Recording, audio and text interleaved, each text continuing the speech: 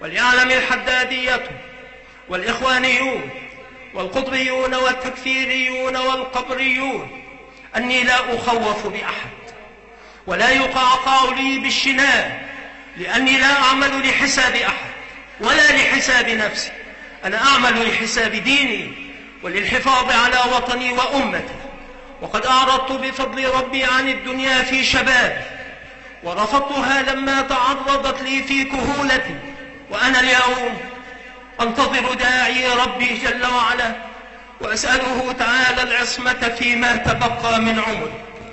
وليس في بحمد الله وحده موضع من الخوف تتحول فيه التفاحة إلى بصلة، ولا موطن للنفاق تتحول فيه البصلة إلى تفاحة، بل البصلة بصلة والتفاحة تفاحة. ما يفعل أعدائي بي؟ أنا جنتي وبستاني في صدري، أنا قتلي شهادة وحبسي خلوة ونفيي في الأرض سياحة، ودنيا أصحاب الدنيا عندي لا تساوي بعرة.